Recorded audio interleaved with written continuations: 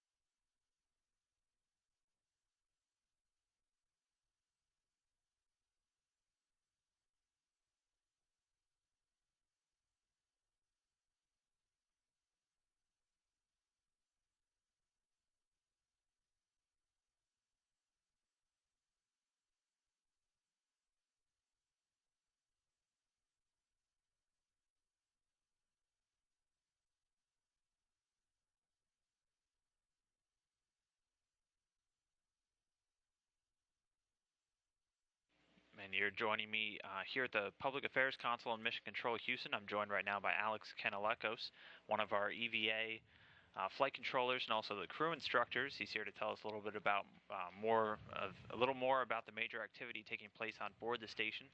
Karen Nyberg and Mike Hopkins working on one of the station spacesuits that was involved in a spacewalk back in July. So first off, Alex, thanks for joining me here. Give me a little bit of history real quick. Why are we doing some maintenance on this spacesuit today? Well, like you mentioned this summer, Dan, about the spacewalk number 23 that we had. During that spacewalk, Luca experienced some water in the helmet. And what we discovered is that it was some water that was leaking from the internal life support system of the spacesuit into the crew member's helmet. And so we got the crew member in safely. And after that, ever since that time, we've been working on our spacesuit, trying to figure out what caused this leak. And so today what we're doing is we are performing a fan, pump, and water separator R&R, which is a removal and replace. So what is the fan pump separator? What action does it perform inside the spacesuit? So we have a motor inside the suit that drives our fan, pump, and water separator. And basically what the fan, pump, and water separator do is the fan is basically circulating your O2, and your water separator is separating moisture that's in your ventilation loop as well as gas that has gotten trapped into the water loop or cooling loop. And it's separating the water and the gas, enabling the lines to be either, degassed, and so returning non-moisture air back to the crew member, or O2. And then, of course, the pump is what's pumping our coolant fluid. And right now, this is just one of what we think might be one of the prime suspects? That's correct. So our engineering teams have identified several different components of the suit, designing a big fault tree. And this is just one of the components that we think could have contributed to the leak in the suit. Specifically, the water separator is what we're concentrating our efforts today. But the water separator, the fan, and the pump are kind of coupled into one unit. Okay, and what exactly are the two astronauts, because this has taken up a lot of their day today, what exactly are they having to do to get this out of the suit? Right. So the spacesuit is designed so that there's many different components, and the components can be removed and replaced. However, this specific component was not one that was necessarily trained on the ground. The astronauts get several high-intensive maintenance training for kind of generic training, so that they know how to use all the tools on the space station. But they never specifically trained on this unit. So we knew that it was going to take them a little longer to get them familiar with the actual fan pump water separator. So that's why it's taking a little longer. But there's several very small components. And when we're working with our spacesuits, we want to make sure that we're very careful not to introduce any small components or pieces of debris into our suit, because that could be a hazardous situation if that got into any of our loops. Okay, well, the two astronauts, again, spending a couple hours being very meticulous with this. Just one of the prime suspects right now in that July 16th spacewalk, having the water come into Luca's helmet. So we'll continue to get some more looks at that footage today. Alex, thanks for coming on real quick and telling us what they're doing. Really appreciate any insight that we're able to gain. So really, thanks for coming on. Thank you.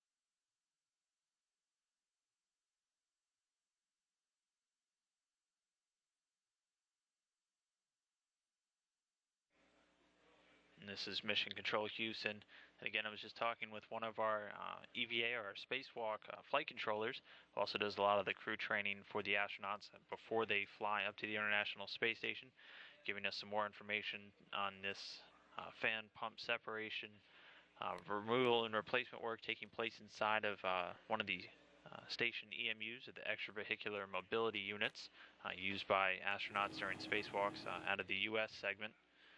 This particular spacesuit is the one Luca Parmitano used back on his spacewalk on July 16th, which was that spacewalk had to be terminated early when Luca reported a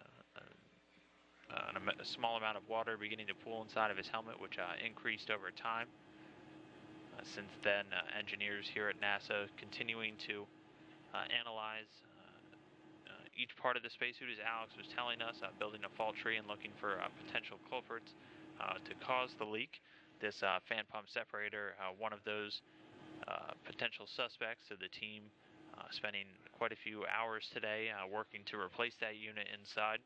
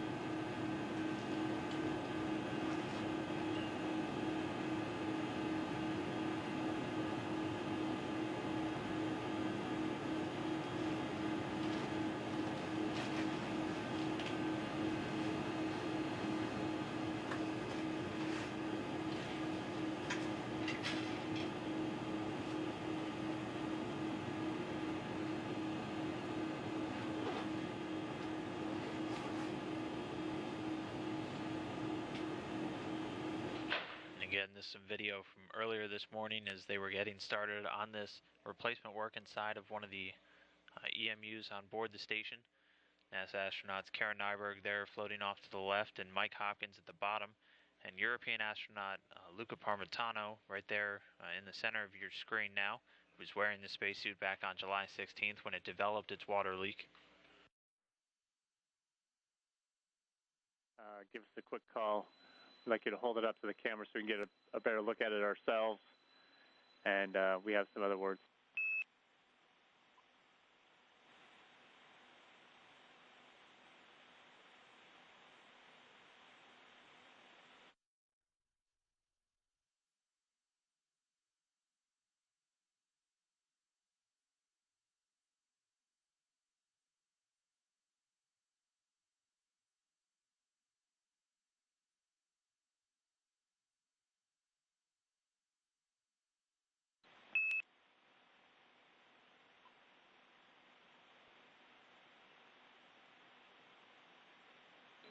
Outstanding, Mike. And if you give us any words as to anything out of the ordinary you saw, actually give us what you saw.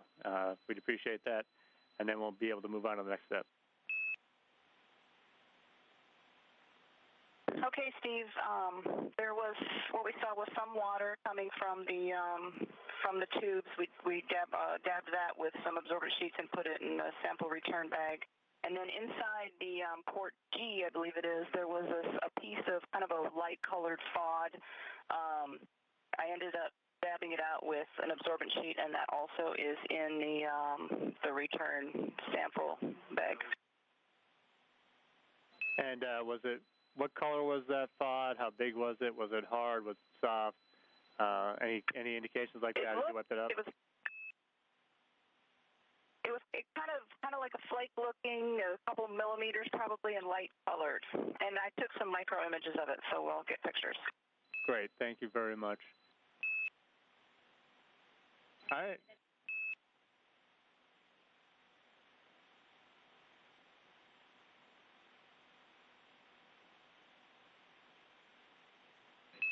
And Karen, the O-rings on the water separator drum, actually the water separator O-rings, those two O-rings, how do they look? And was the rod on the inner bore or the outer bore F or G? I guess G is the inner one, F is the outer one.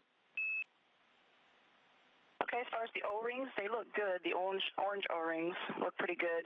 Rod was in G, the smaller inner bore. Thanks a lot, Karen. Appreciate that.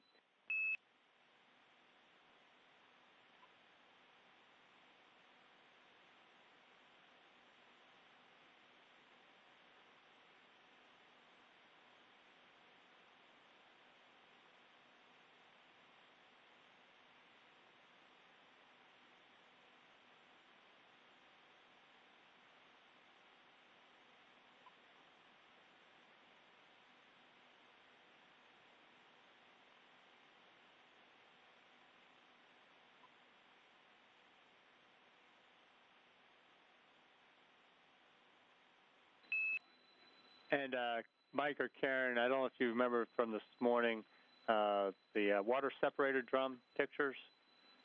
Did you guys take a look at that? Which is the metal is shaved to balance the water separator drum. Nominal shaving is shown. Photo document any shaved areas. I don't know if you saw any shaved areas on as you pulled that out. That's right, Mike. You're pointing right at the area that would be of concern.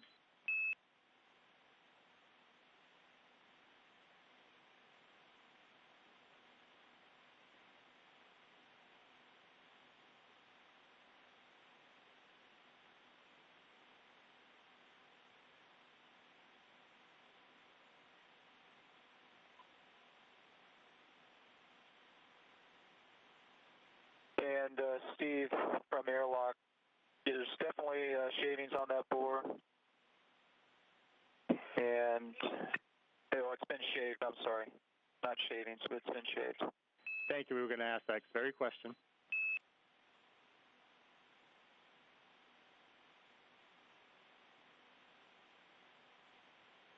And I would say that the shaved portion is maybe about halfway around the circumference.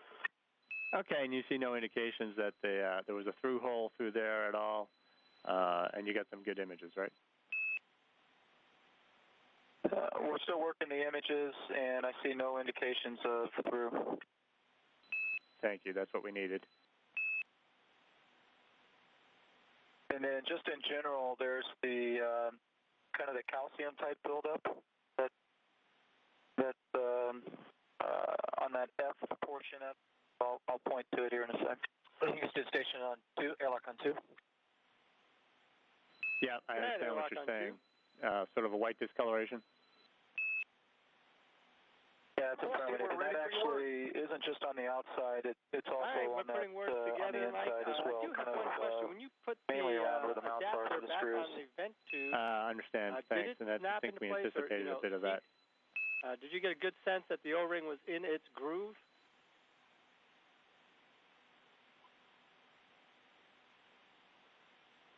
Yeah, I did. It slid right on in its groove, so it felt like it seated. All right, that answers one question. We're trying to determine what.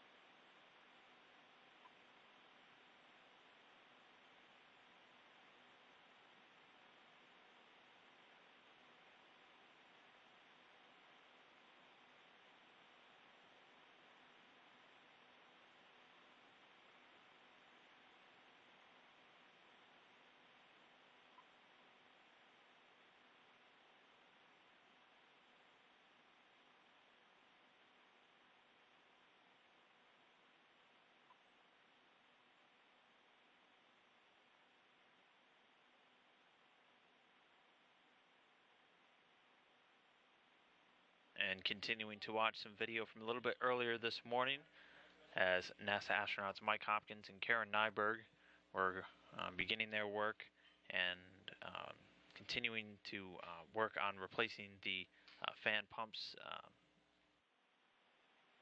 the fan pump separator inside of one of the station EMUs, or extravehicular mobility units, the spacesuits, working on the one that Luca Parmitano wore during his spacewalk back on July 16th.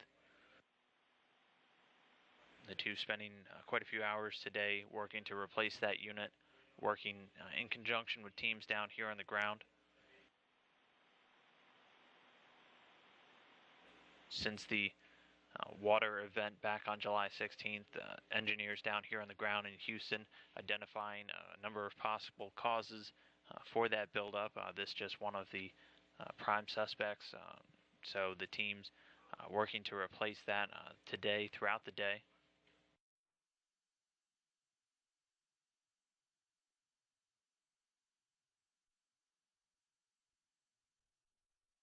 To the port.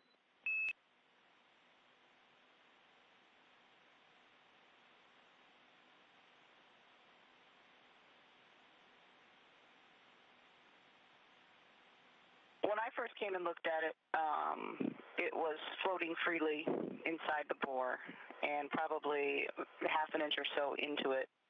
And then eventually it caught the wall on some water, and that's when I dabbed it out. Those are good words. Thanks a lot. Yeah, Stephen, just some additional words to that. So when we first pulled it out, there wasn't water in there. There was only the piece of FOD kind of floating around. And so at that point, we were going to try and use the vacuum to suck it out. And as soon as we did that, you got the water came from somewhere, and that piece of FOD stuck on the water. So that's when we then dabbed it. Those are good extra words. Appreciate that.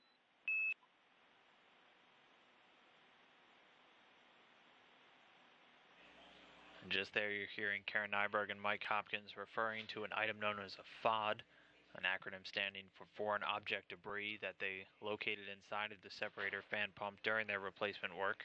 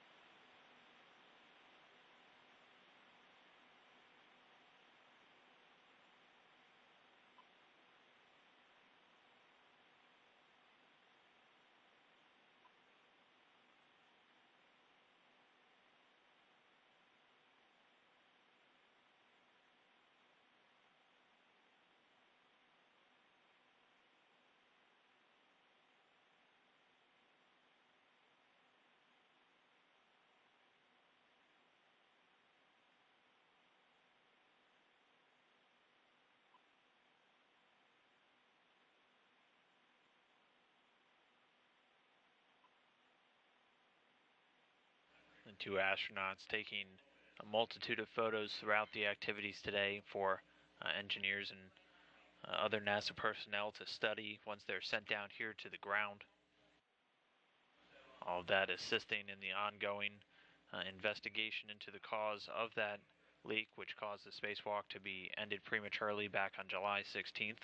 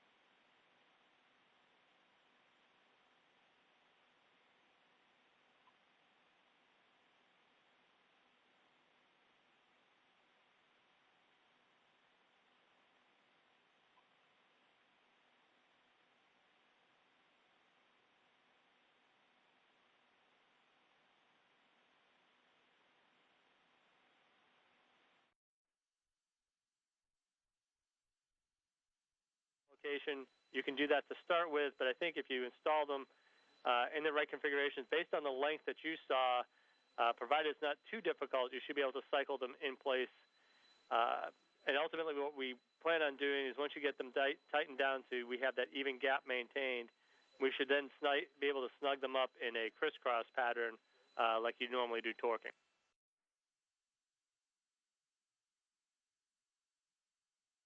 Okay, copy. So what we're going to do is we're going to loosen the 5 o'clock and 11 o'clock so we get in gap. And then we're going to check all the connections, particularly the tube that goes back to the sublimator. Which is flush, right?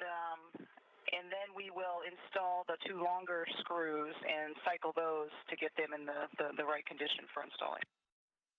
That's correct. And then once we get them, everything nice and even, we're going to do a crisscross torquing crisscross tightening pattern initially, and hopefully we'll be able to bring the whole thing in evenly. Okay, copy that.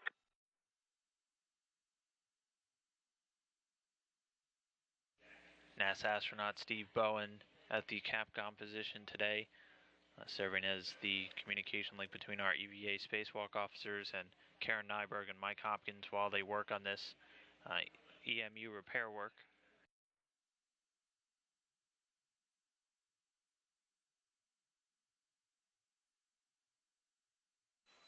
And as a heads up, we don't have video for a significant amount of time here. So if you could give us a heads up sort of at each step as you go along, we would appreciate that. And as we said, it does take a significant amount of force to seat, particularly the A to the A tube to the sublimator as well. But all of them could be causing a loading issue that's leading to this slight misalignment you seem to be seeing.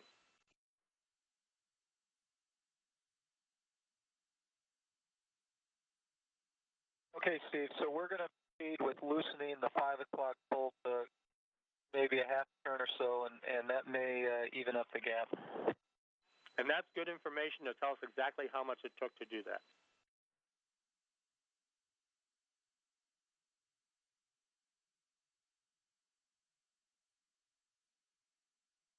And Steve, just one quick question. We're good without the nitrile glows right now? Yes, we are. Yes, you are. You can continue.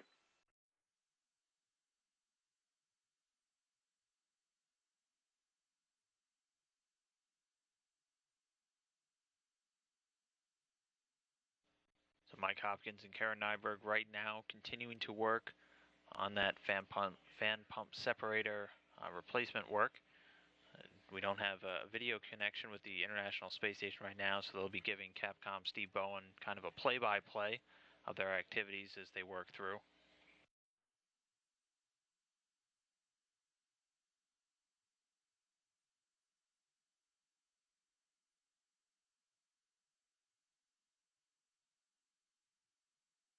This fan pump separator replacement work, not one of the maintenance tasks that the crews are trained extensively on.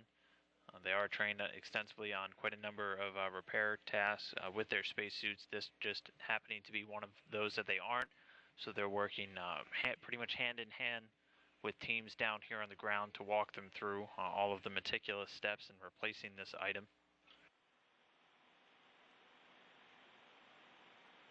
Taking special caution not to introduce any foreign objects or other. And Airlock Houston, just a couple things as you're working through here. First of all, Houston Airlock, we're in step 4.3. And Karen, we're with you.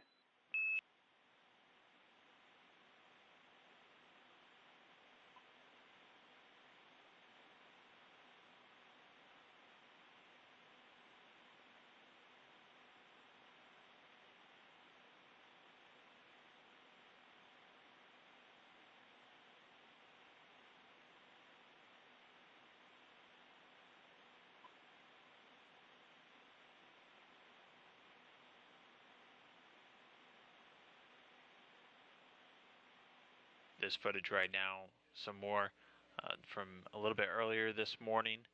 There you see Mike Hopkins continuing to work on the EMU suit.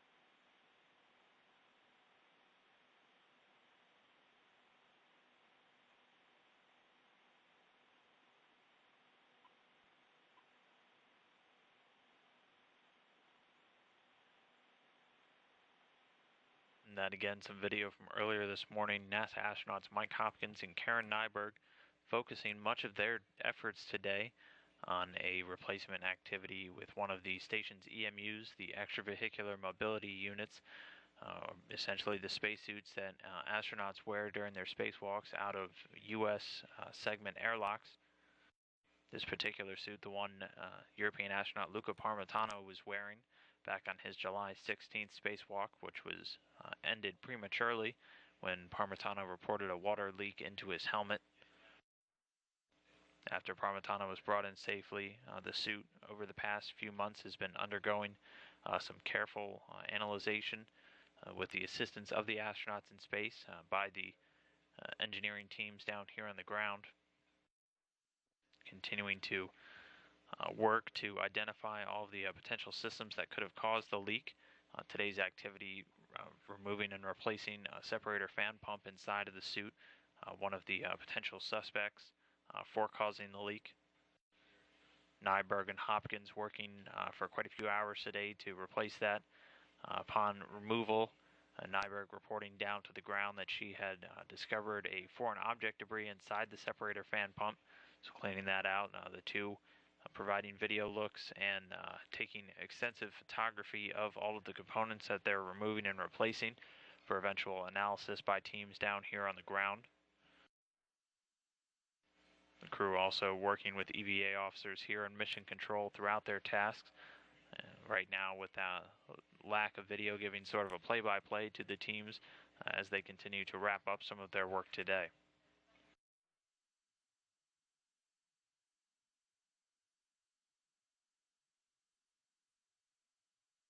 Station Houston on Space Ground 2 for Luca for Pro-K kits. Go ahead. Yeah, Luca, we're tracking that your Pro-K kits are on the JLP A1 rack front and that they're actually both inside a 2.0 CTB, and the serial number is 1068 for 2.0 CTB.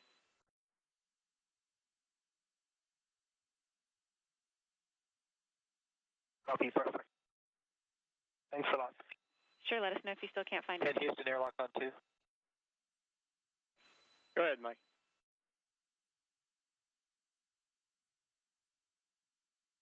Okay, Steve, we backed out starting with 5 o'clock, and then we actually backed out the 11 o'clock as well, and we put some additional pressure on that tube going into the A tube going into the sublimator as well.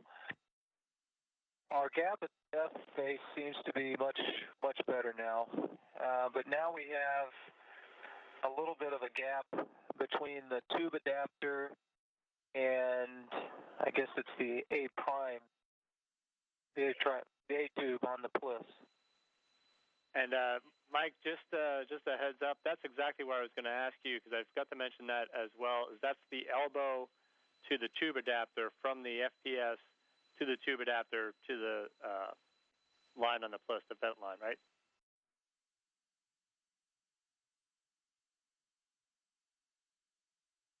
Yeah, so the vent line coming off of the FPS, then you've got the tube adapter, and then there's a small gap as it goes into the A tube that's running into the sublimator. Now we applied some pressure to that to maybe see if we hadn't seated it if it had gotten pulled out of the sublimator end a little bit, and I think you had given us direction to check that.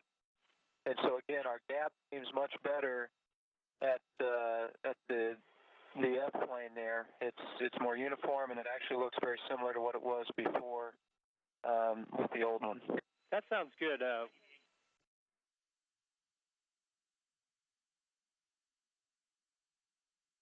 And what we'd like... Yeah, and how long do we have before KU? We have 20 minutes, so if you could characterize that.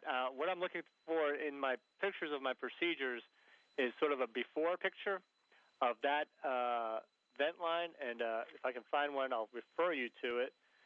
In the meantime, if you can characterize what you're calling a gap at that elbow, I'd appreciate it.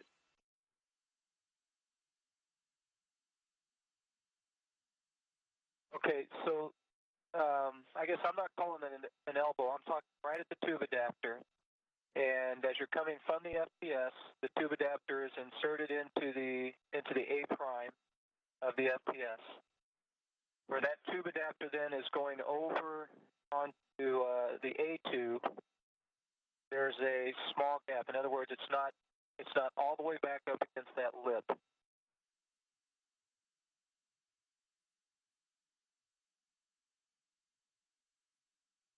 But we have both the O-rings are not visible, correct? And just to follow up with that, no, neither O-ring is visible. Absolutely not. The only difference is when I first installed the tube adapter, it went all the way to that lip on the 8.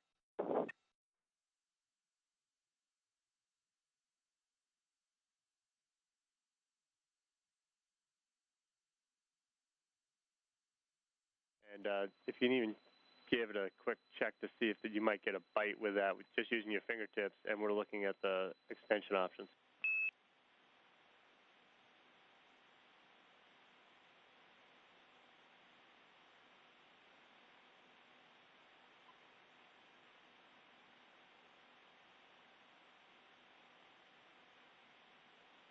And Mike says he can get a bite on it with the 3.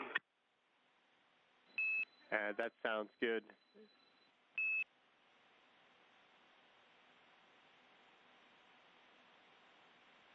And this again, some video from earlier this morning as Mike Hopkins there in view, working on the EMU on board the space station. You have a pretty good close-up right now of the PLIS, or the Portable Life Support System, located on the back of the spacesuit.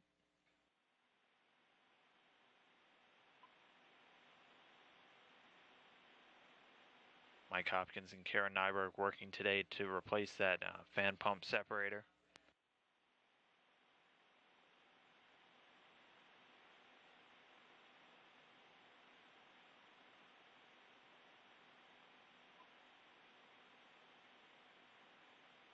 And Airlock Houston, from the ground, the recommendation is go to drawer 2 and determine which socket would fit best to provide that extension. Keep in mind when we come back, that tool is designed to operate a certain way. We'll talk about some techniques.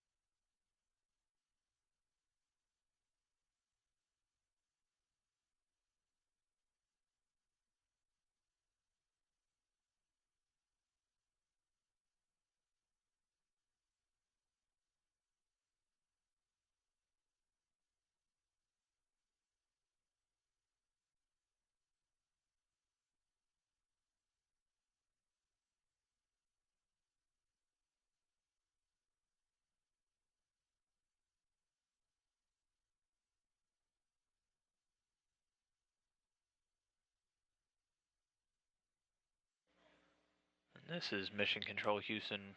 Right now on board the International Space Station, NASA astronauts Mike Hopkins and Karen Nyberg continuing to work on that replacement work on one of the International Space Station spacesuits, particularly the one they're working on, the one used by European astronaut Luca Parmitano back on his July 16th spacewalk that ended early after a water leak into his helmet.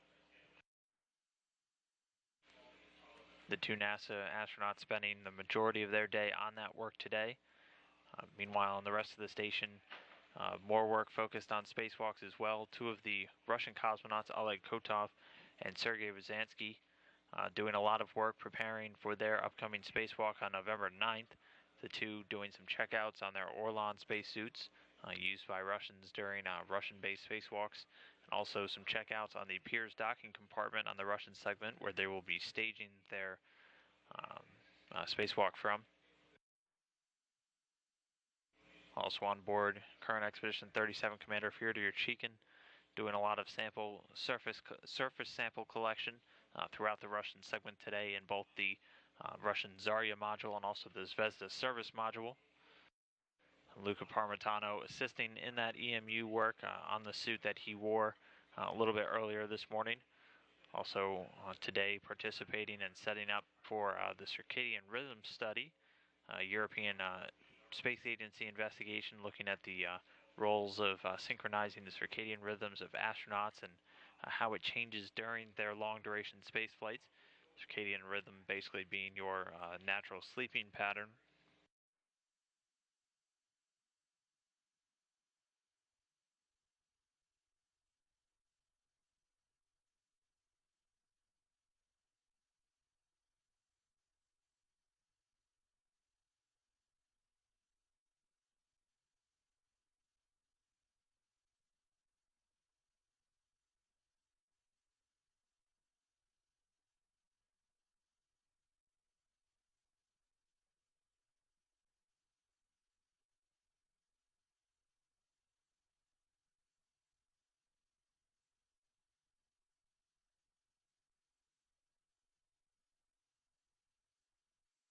And as we move to the end of today's Space Station Live, I have a few quick programming notes for you for upcoming events on NASA TV. First off, we'll have live shot interviews with one of the Next Station crew members, NASA astronaut Rick Mastracchio. You can see him there on the right in this photo. Be a flight engineer on Expeditions 38 and 39, scheduled to launch coming up in just about 2 weeks. First, we'll be rolling B-roll feed of Rick and his training for his upcoming expedition. That'll start on NASA TV tomorrow, at Friday, October 25th at 4:30 a.m. Central Time, 5:30 a.m. Eastern. Following that, we'll have live interviews with Mastracchio coming from the Gagarin Cosmonaut Training Center in Star City, Russia. Those interviews starting at 5 a.m. Central Time, 6 a.m. Eastern. And also, immediately following today's broadcast, we'll have the NASA video file giving a look at NASA activities around the country. That's starting next on NASA TV. So be sure to join us again tomorrow for Space Station Live to get a look at all of the week's events. It'll be our Friday edition. But for now, we'll go ahead and sign off. This is Mission Control Houston.